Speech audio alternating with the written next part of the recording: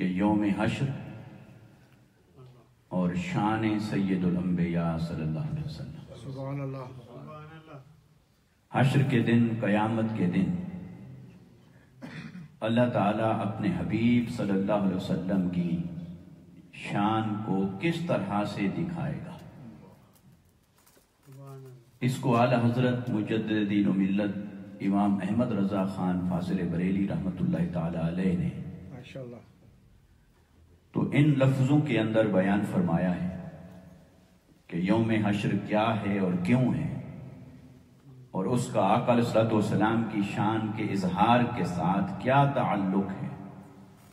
تو وہ فرماتے ہیں فقط اتنا مقصد ہے انعقاد بزم محشر کا کہ ان کی شان محبوبی دکھائی جانے والی ہے، سبحان اللہ، کہ یہ جو اللہ تعالیٰ نے حشر کے دن ایک بزم سجائی ہے، وہ فرماتے ہیں کہ مجھے لگتا ہے کہ اس کا مقصد صرف یہی ہے کہ آؤ میرے اس محبوب کو دیکھو جس کی خاطر میں نے تم سب کو پیدا فرمایا۔ سبحان اللہ، تو آقا علیہ الصلوۃ والسلام کی شان کا اظہار حشر کے دن بہت ہی عجیب اور بے مثال انداز میں ہوگا۔ وہ کیا ہوگا؟ اس کے لیے میں نے آیت مبارکہ کا انتخاب کیا ہے۔ یہ سورہ بنی اسرائیل ہے اور سورت کا نمبر 17 ہے اور آیت کا نمبر ہے 79۔ اس میں اللہ تعالیٰ نے قیامت کے دن اپنے حبیب کو جو شان عطا فرمانی ہے اسے ایک عنوان دیا ہے، اور وہ عنوان ہے مقام محمود۔ سبحان اللہ، اور اس کو ذرا غور کریں، ترجمہ آیت کا فرمایا وَمِنَ اللَّيْلِ فَتَهَجَّدْ بِهِ، اے حبیب صلی اللہ علیہ وسلم آپ رات کے وقت میں کچھ حصہ میں تہجد کی نماز پڑھا کریں، نافلۃ لک، جو آپ کے لیے اضافی طور پر ہے، یعنی امت کے لیے فرض نہیں ہے، آپ کے لیے اضافی طور پر یہ لازم کی جا رہی ہے کہ آپ پڑھا کریں۔ عسیٰ ان یبعثک ربک مقاما محمودا، اور قریب ہے کہ آپ کا رب آپ کو ایسے مقام پر بٹھائے جسے دیکھ کر ہر کوئی آپ کی حمد و ثنا کرے، مقام محمود۔ اس میں سب سے پہلے ایک خاص بات یہ عرض کرنا چاہتا ہوں کہ امت پر 5 نمازیں فرض ہیں، لیکن آقا علیہ الصلوۃ والسلام پر 6 نمازیں فرض تھیں۔ تہجد بھی آپ کے لیے فرض تھی، لیکن امت کے لیے تہجد فرض نہیں ہے، نفل ہے۔ اور اس کے اجر کے طور پر اللہ تعالیٰ نے بیان فرمایا کہ اے حبیب میں حشر کے دن آپ کو مقام محمود عطا کروں گا۔ تو آپ ذرا یہ دیکھیے کہ حشر کے دن جو میرے آقا کی مقام محمود کی شان ہے، یہ تو صرف اس تہجد کا صلہ ہے جو آقا علیہ السلام عطا فرماتے رہے۔ تو جن کو صرف ایک نماز کا صلہ رب نے یوں عطا فرمایا، تو میرے آقا صلی اللہ علیہ وسلم کی باقی عبادات، آپ کی بندگی، آپ کی طاعات کو اللہ رب العزت کیسے نوازے گا اس کا تو کوئی اندازہ بھی نہیں کر سکتا۔ تو یہ مقام محمود کیا ہے؟ اس کے بارے میں مختلف آراء ہیں مفسرین کرام کی، اور کچھ احادیث ہیں اس کے ضمن میں جو میں آپ کے سامنے عرض کرتا ہوں۔ اس میں ایک حدیث کے مطابق اس سے مراد یہ ہے کہ اللہ رب العزت قیامت کے دن، جہاں آپ نے سنا ہے کہ ہر کوئی پریشان حال ہوگا، ٹھیک ہے یہ بات ایک حد تک بجا ہے، اور جب تک اللہ رب العزت جلال میں ہوگا وہ تب تک کی کیفیات ہے کہ ہر کوئی اپنے محاسبے اور اپنے حساب کے خیال میں کھڑا ہے، ہر کوئی اپنی ذات کے فکر میں کھڑا ہے، اور انبیاء ہیں، صلحاء ہیں، اولیاء ہیں، عام لوگ ہیں، ہر کوئی چپ ہے، اور حشر کے دن ہر کوئی چپ ہے اور کوئی بول نہیں رہا، اور ہر کوئی فکر میں ہے، کیونکہ اللہ رب العزت کے جلال اور اس کے رعب اور دبدبا کا تقاضا یہی ہے کہ ہر کوئی سر جھکائے کھڑا ہو، کہ آج کے دن معلوم نہیں وہ کیا فیصلہ فرماتا ہے۔ تو اللہ رب العزت کے جلال کا ظہور ہوگا، اس جلال میں اس کے غضب کا اظہار ہوگا، اس کی ناراضگی کا اظہار ہوگا۔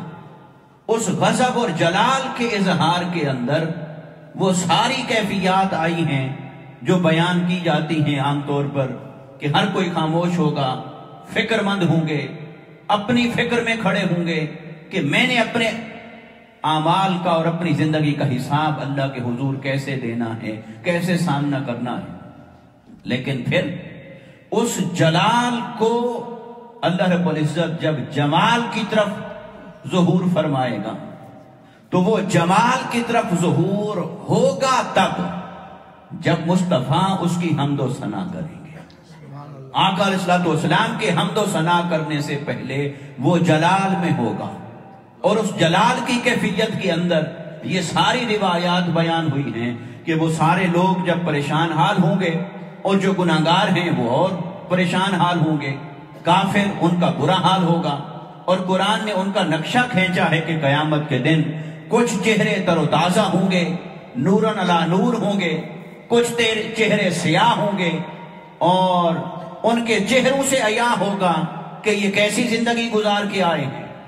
ان کے نامہ اعمال دائیں اور بائیں ہاتھ میں پکڑائے جائیں گے، انہی سے اظہار ہو جائے گا کہ یہ کیسی زندگی گزار کے آئے ہیں، یہ اللہ کی عبادت اور بندگی کی زندگی گزار کے آئے ہیں یا گناہ، فسق و فجور اور کفر اور شرک کی زندگی گزار کے آئے ہیں۔ اور ایسی حالت میں جب لوگ پریشان ہوں گے تو وہ سارے مل کے جائیں گے آدم علیہ السلام کے پاس۔ کوئی ان میں سے کوئی کہے گا، وہ کہے گا بھی ایسے کب تک کھڑے رہیں گے کہ اللہ تعالیٰ جلال میں ہیں، 50,000 سال کا دن ہو گیا ہے، سورج کی تپش اور گرمی سوا نیزے کی حدت محسوس ہو رہی ہے، اور پھر اللہ رب العزت کا جلال ہے۔ تو ایسے میں کوئی بولے گا، کوئی ایک بولے گا، وہ کہے گا اس کیفیت سے نکلنے کے لیے آج کیا کریں؟ تو کوئی کہے گا کہ آؤ آج حضرت آدم کے پاس چلتے ہیں کہ وہ ابو البشر ہیں، اور تمام یہ جو سارے انسان جمع ہوئے ہیں ان سب کے باپ وہی ہے، تو ہم سب اولاد ہیں اور وہ باپ ہیں، تو آئیں سب ان کی طرف چلتے ہیں۔ تو مل کے جائیں گے حضرت آدم علیہ السلام کے پاس اور کہیں گے کہ آپ نہیں دیکھ رہے کہ ہم کس حالت اور کیفیت کے اندر ہیں، اور انہیں کہیں گے، ان کی تعریف کریں گے کہ اے حضرت آدم، آپ کو اللہ نے اپنے دست مبارک سے پیدا کرنے کا شرف عطا کیا، پھر اللہ تعالیٰ نے آپ کو جنت میں رکھا، پھر اللہ نے آپ کو تمام بنی نوع انسان کا باپ بنایا، ابو البشر کا درجہ دیا، تو آپ ایسا کریں کہ آپ ہماری شفاعت کریں اللہ کی بارگاہ میں۔ تو حضرت آدم علیہ السلام کہیں گے اذهبوا الى غیری، اذهبوا الى غیری، وہ کہیں گے وما انا لها، میں تو اس کام کے لیے نہیں ہوں، میں یہ کام نہیں کر سکتا، میرے علاوہ کسی اور کو ڈھونڈو، میرے علاوہ آج کسی اور کے پاس جاؤ۔ پھر وہ جائیں گے نوح علیہ السلام کے پاس، ان کو کہیں گے آپ سب سے پہلے رسول ہیں، کیونکہ سب سے پہلے نبی دنیا کے اندر حضرت آدم ہیں، اور سب سے پہلے رسول وہ حضرت نوح علیہ السلام ہیں۔ تو سارے مل کے جائیں گے، اے نوح علیہ السلام آپ کچھ کریں، اللہ نے آپ کو، آپ کی کشتی کو اور آپ کی کشتی میں سوار ہونے والوں کو نجات عطا فرمائی تھی، تو آج آپ اس حالت اور کیفیت سے ہمیں نجات دلائیں، آپ کی بڑی شانیں ہیں، بڑے رتبے ہیں۔ وہ کہیں گے نہیں، آج میرے علاوہ کسی اور کو ڈھونڈو، کسی اور در پہ جاؤ، کسی اور کو تلاش کرو۔ تو ایسے ہی تمام انبیاء کرام کے پاس جائیں گے لوگ، ہر نبی کے دروازے پر جائیں گے، اور ہر نبی کے دروازے پر جائیں گے تو جا کر اس نبی کی تعریف کریں گے۔ اللہ نے ان کو جن اعزازات سے نوازا ہوگا ان اعزازات کا تذکرہ کریں گے، اور پھر اپنی درخواست کریں گے کہ آپ ہماری مدد کریں، آپ ہمارا وسیلہ بنیں، اور اللہ کے حضور آپ التجا کریں، تاکہ وہ التجا کے نتیجے میں اس کا جمال بن جائے اور اس کے جمال کا ظہور ہو، اور وہ معافی کا اعلان کرے، یا کم سے کم حساب و کتاب تو شروع کرے، معافی کا اعلان کرے۔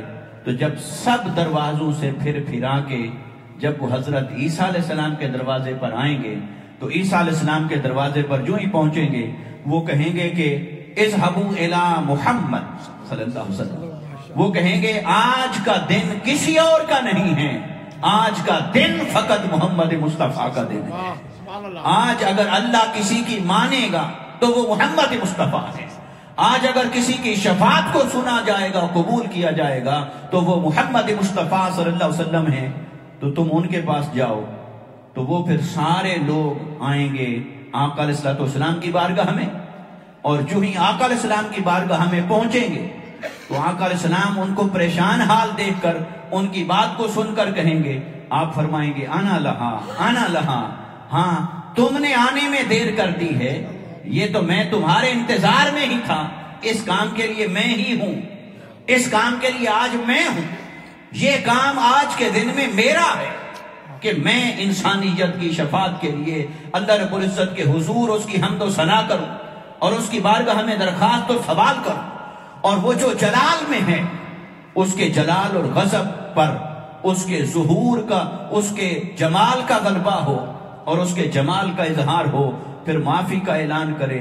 تو میرے آقا فرمائیں گے میں ہوں اس کام کے لیے آج۔ اور یہاں پہنچ کر میں کچھ احادیث کا ذکر آپ کے سامنے کرنا چاہتا ہوں کہ آقا علیہ السلام فرماتے ہیں کہ قیامت کے دن تمام نبیوں کو اللہ رب العزت ہر ایک خاموش ہوگا، وَأَنَا خَطِيبُهُمْ إِذَا أَنْصِتُوا، ہر کوئی جب چپ ہوگا، کوئی بول نہیں سکے گا، اس وقت ان سب کے درمیان بولنے والا اور خطیب میں ہوں گا۔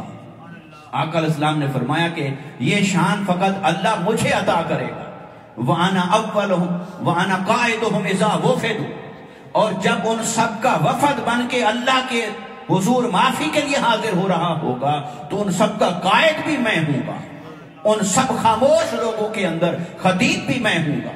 اور ایک روایت میں آقا علیہ السلام نے فرمایا کہ انا اول شافع و مشفع، میں وہ سب سے پہلا ہوں گا قیامت کے دن جو اللہ کے حضور شفاعت کریں گے اور اللہ ان کی شفاعت کو قبول فرمائے گا۔ اور پھر جب لوگوں کی شفاعت، بخشش، حساب کتاب ان کے مراحل سے گزر کر جنت میں جانے لگیں گے تو آقا علیہ السلام نے فرمایا وہاں بھی مجھے اول ہونے کی شان حاصل ہوگی، شان اولیت مجھے حاصل ہوگی۔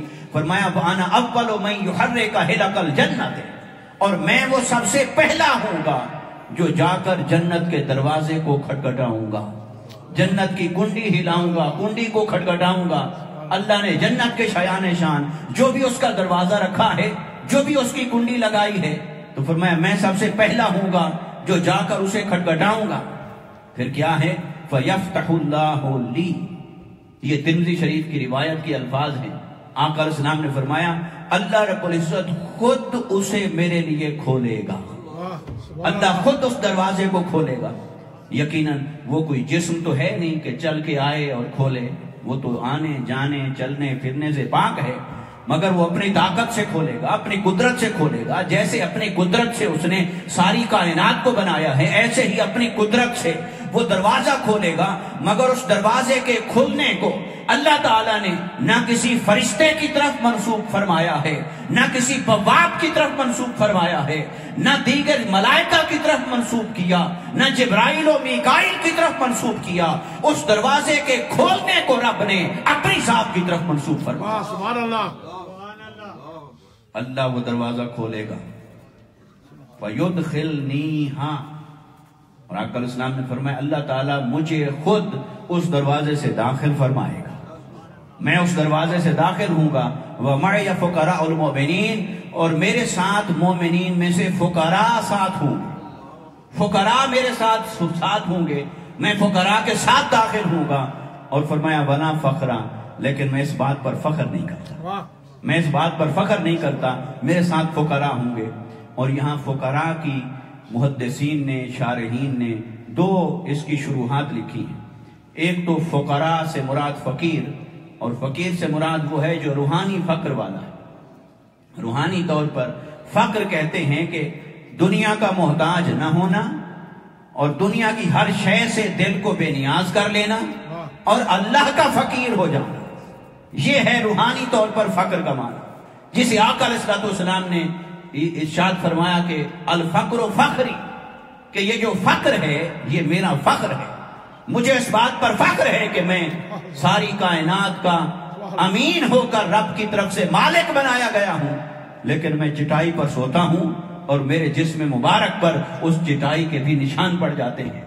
اللہ نے زمین اور آسمان کے خزانے کی چابیاں میرے ہاتھ میں رکھ دی ہیں، لیکن میرے گھر میں مہینوں تک چولہا نہیں جلتا، یہ میرا فخر ہے، میں اسے پسند کرتا ہوں، اور یہ میرا فخر ہے کہ میں نے دنیا کی چیزوں کو اپنے لیے، اسباب کو اپنے لیے ضرورت نہیں بنایا، بلکہ میری ساری توجہ اللہ کی ذات کی طرف ہے، اور میں نے دنیا اور مال کی طرف ایک آنکھ اٹھا کے نہیں دیکھا۔ تو آقا علیہ السلام نے اس فقر کو اپنا فخر قرار دیا۔ تو ایک تو یہ جن فقراء کا ذکر آقا علیہ السلام نے فرمایا کہ وہ میرے ساتھ ہوں گے قیامت کے دن، وہ جو روحانی طور پر اہل فقر ہیں کہ وہ میرے ساتھ ہوں گے، کیونکہ وہ آقا علیہ السلام کی امت میں سب سے اولین طبقہ ہوگا جن کو عزت، اعزاز اور اکرام سے نوازا جائے گا۔ وہ اولیاء صلحاء ہوں گے، وہ صدیقین اور شہداء ہوں گے، اور وہ سب اہل فقر ہیں۔ اور دوسرا بھی ایک معنی ہے، فقیر جو ظاہری طور پر غریب ہو اسے کہتے ہیں، جس کے پاس اپنی ضروریات پوری کرنے کے لیے بھی وسائل نہ ہوں، کم ہوں، اسے فقیر کہتے ہیں۔ تو اس میں دیگر احادیث کی روشنی میں یہ بھی معنی بنتا ہے کہ جو غریب لوگ ہوں گے وہ جنت میں پہلے جائیں گے، اور جن کو اللہ نے دنیا میں مال اور دولت دیا ہوگا وہ جنت میں ان کے بعد جائیں گے۔ اس کے اندر پھر کئی شرح ہیں اور کئی اس کے معنی ہیں۔ کیوں پہلے جائیں گے؟ بھئی اس لیے کہ جس کا حساب و کتاب تھوڑا ہوگا وہ جلدی فارغ ہو جائے گا، اور جس کا حساب لمبا ہوگا اسے کچھ دیر تو ٹھہرنا پڑے گا، حساب تو دینا پڑے گا۔ تو اس لیے جو غرباء ہیں، جن کے پاس دنیا میں وسائل کم ہیں، مال کم ہے، اسباب کم ہیں، نہ ان کو عہدے ملے، نہ اختیارات ملے، نہ انہوں نے فیصلے کیے، نہ ان کے پاس مال تھا، نہ انہیں کمانے کا حساب دینا ہے، نہ خرچ کرنے کا حساب دینا ہے، تو وہ جو دنیا کے اندر غربت کی حالت میں زندگی گزار کے گئے اور تنگ دستی کے اندر زندگی گزار کے گئے، تو جنت کے اندر ان کو اللہ تعالیٰ سب سے پہلے جنت میں داخل فرما دے گا۔ اور آقا علیہ السلام نے فرمایا ان کو میں اپنے ساتھ لے کے جاؤں گا، کیونکہ جنہوں نے دنیا میں تکلیفیں دیکھی اللہ ان کو جنت میں پہلے بھیجے گا۔ اور جو صاحب مال ہوں گے وہ حساب کتاب تو دینا ہے، کہاں سے کمایا، کہاں خرچ کیا، تو وہ سارا حساب و کتاب دے کر تو پھر ہی جائیں گے، تو ان کو تاخیر ہوگی۔ مگر ضروری نہیں کہ سارے غریب پہلے جائیں گے، اور یہ بھی ضروری نہیں کہ سارے امیر بعد میں جائیں گے، یہ پھر اس میں استثناء تو ہے۔ کئی غریبوں میں بھی وہ ہوں گے کہ جن کے اعمال برے ہیں، تو اپنے اعمال کا حساب دیں گے اور ان کے لیے تو جنت میں جلدی کا فیصلہ نہیں ہوگا۔ اور کئی امیر بھی وہ ہوں گے کہ جو دیانتدار ہیں، کہ جنہوں نے اللہ نے مال دیا مگر اللہ کی راہ میں مال خرچ بھی کرتے ہیں، زکوٰۃ بھی ادا کرتے ہیں، حلال اور حرام کا فرق بھی رکھتے ہیں، حلال ذرائع سے آنے والے مال کو قبول کرتے ہیں اور حرام سے کماتے ہی نہیں، تو ایسے بھی ہیں۔ تو استثناء تو ہوتا ہے، مگر للأکثر حکم الکل، اکثریت کے لیے کل کا حکم لگایا جاتا ہے۔ اس لیے اکثر فقراء کی شان یہ ہوگی کہ وہ آقا علیہ السلام کے ساتھ پہلے جنت میں داخل ہوں گے۔ اور حضرت علی رضی اللہ تعالی عنہ نے ارشاد فرمایا اس مناسبت سے، بہت بہترین اور سبق آموز قول ہے آپ کا۔ آپ نے فرمایا کہ دنیا کے مال سے بھلا کیسے محبت کریں اور اس سے کیسے دوستی کریں دنیا کے مال سے۔ اس کی حالت یہ ہے کہ اگر یہ حلال ہو تو اس کے حلال میں حساب ہے، اور اگر حرام ہو تو حرام کے بدلے میں عذاب ہے۔ اور میں دنیا کے مال سے بھلا کیسے دوستی کریں؟ یہ دو ہی صورتیں ہیں، یا حلال ہوگا یا حرام ہوگا۔ تو فرمایا اگر حرام ہے تو اس کے بدلے میں عذاب ہوگا، تب بھی دنیا کے مال سے محبت اور دوستی کرنا نقصان دیتا ہے، اور اگر حلال ہو تو پھر اس کا حساب دینا پڑے گا۔ تو پھر حساب پہ جو پڑ جائے تو حساب اتنا آسان تو نہیں ہے. تو فرمایا اس لیے دنیا کے مال سے ہم نے محبت ہی نہیں کی, دنیا سے ہم نے دوستی ہی نہیں کی. اس لیے فرمایا کہ ہم اہل بیت اطہار پر کبھی زکوٰۃ ہی فرض نہیں ہوئی, کیونکہ زکوٰۃ تو اس پر فرض ہو جو صاحب نصاب بنے گا اور سال کے بعد اس کے پاس جمع ہوگا تو زکوٰۃ اس کے اوپر واجب ہوگی. تو فرمایا ہم پر زکوٰۃ ہی واجب نہیں ہوئی, کیونکہ اللہ دیتا ہے تو ہم اسے خرچ کر دیتے ہیں. تو اللہ تبارک و تعالیٰ کے بندوں کی شان یہ ہے. تو آقا علیہ السلام نے فرمایا میرے ساتھ فقراء ہوں گے, اور اس پر بھی فرمایا ولا فخر. اور پھر جو فرمایا وَأَنَا حَامِلُ لِوَاءِ الْحَمْدِ يَوْمَ الْقِيَامَةِ, قیامت کے دن اللہ تعالیٰ میرے ہاتھ میں اپنی حمد کا جھنڈا عطا فرمائے. اب اس حمد کے جھنڈے کی طرف میں آنے لگا. تو آقا علیہ السلام فرماتے ہیں کہ جب وہ ساری انسانیت سارے نبیوں کے دروازوں سے پھر کے آقا علیہ السلام کی بارگاہ میں پہنچیں گے تو آقا علیہ السلام فرمائیں گے انا لہا, ہاں میں اس کام کے لیے ہوں.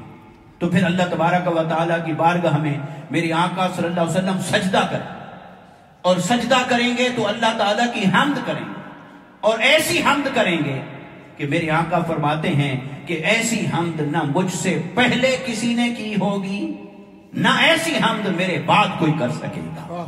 ایسی حمد کروں گا اللہ کی ایسی شان بیان کروں گا, ایسی شان بیان کروں گا کہ اس شان کو سن کر وہ اللہ کا جلال وہ جمال میں بدل جائے گا. پھر اللہ کا جلال کم ہو جائے گا, پھر اللہ کے جمال کا ظہور ہوگا, اور جب اس کے جمال کا ظہور ہوگا پھر اس کی بخشش اور مغفرت کا سمندر بہ پڑے گا, پھر اللہ تعالیٰ کی رحمت کا طوفان ہوگا, پھر اللہ تعالیٰ اپنے حبیب سے اظہار محبت فرمائے گا. پھر فرمائے گا یا محمد صلی اللہ علیہ وسلم ارفع رأسک, اے حبیب صلی اللہ علیہ وسلم آپ سجدے میں جو میری حمد و ثنا کر رہے ہیں اس حمد کو سن کر میرا جلال جمال میں بدل گیا ہے, میری ناراضگی راضی ہونے میں بدل گئی ہے. اب آپ بتائیں, آپ سر انور اوپر اٹھائیے اور اپنا مکھڑا اوپر اٹھائیے اور آپ بولیں, آپ کو سنا جائے گا, آپ کہیں آپ کی مانی جائے گی, آپ شفاعت کریں آپ کی شفاعت کو قبول کیا جائے گا. اے حبیب میرا وعدہ ہے آپ جو بھی مانگیں گے آج آپ کا ہر سوال آپ کو عطا کر دیا جائے گا. سبحان اللہ. تو پھر آقا علیہ السلام عرض کریں گے کہ باری تعالیٰ دو باتیں ہیں. پہلی بات تو یہ ہے کہ حساب جلدی کر, حساب جلدی کر, کیونکہ وہ جو انسانیت پھر رہی ہے حشر کے میدان میں اور اللہ رب العزت جلال میں, اور کوئی نبی بھی اللہ کی بارگاہ میں بولنے کی ہمت نہیں کر رہا, تو ہر کوئی پریشان ہے. تو میری آقا عرض کریں گے کہ باری تعالیٰ پہلی بات تو عرض یہ ہے کہ حساب شروع کر. تو اللہ تعالیٰ فرمائے گا ٹھیک ہے حبیب شروع کرتے ہیں, مگر شروع کرنے کی ترتیب کیا بنتی ہے؟ وہ جو امت پہلے آئی اس کا حساب پہلے, جو بعد میں آئی اس کا حساب بعد میں, ترتیب وار سب کا حساب ہوگا. تو میرے آقا عرض کریں گے باری تعالیٰ ایک دوسری بھی درخواست ہے. جی حبیب بولیں دوسری درخواست کیا ہے؟ میرے آقا عرض کریں گے باری تعالیٰ دوسری درخواست یہ ہے کہ میری امت آنے میں تو آخر میں ہے مگر ان کا حساب پہلے کر دے اور باقیوں کا حساب تو اپنی ترتیب سے کر دے. گویا ساری امتوں کے بارے میں تو حساب کر اپنے قانون عدل کے مطابق, لیکن میری امت کا حساب کر دے قانون فضل کے مطابق, کیونکہ عدل بھی تیری شان ہے اور فضل بھی تیری شان ہے. عدل والا بھی تو ہے اور فضل والا بھی تو ہے, تو ہر ایک کے بارے میں عدل کے ساتھ فیصلہ فرما اور میری امت کے بارے میں فضل کے ساتھ فیصلہ فرما. تو میری امت کا حساب پہلے کر. تو آقا علیہ السلام کو اس مقام شفاعت کے لیے پھر حدیث میں آیا کہ اللہ تبارک و تعالی ان سجدوں کے بعد اور ان کے بعد پھر اللہ تبارک و تعالی اپنے حبیب صلی اللہ علیہ وسلم کو اپنے عرش کے اوپر بٹھائے گا.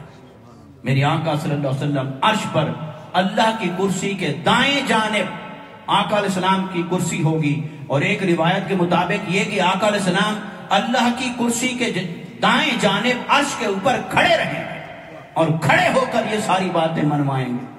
اور ایک روایت میں ہے کہ آپ کو بٹھایا جائے گا, اور ایک روایت میں یہ ہے کہ اللہ تعالیٰ اپنی ہی کرسی پر اپنے حبیب کو بٹھا دے گا. فرمایا حبیب یہ وہ مقام محمود ہے جس کا میں نے آپ سے وعدہ کیا تھا. مقام کا معنی ہے کھڑے ہونے کی جگہ، بیٹھنے کی جگہ.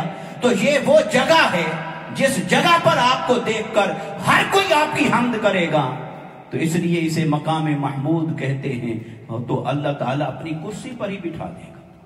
اور امام قرطبی رحمۃ اللہ تعالی علیہ نے اپنی تفسیر جامع احکام کے اندر انہوں نے اس کی تفسیر کی ہے کہ کوئی یہ نہ کہے کہ اپنی کرسی پر بٹھائے گا تو معاذ اللہ یہ تو شرک ہو گیا.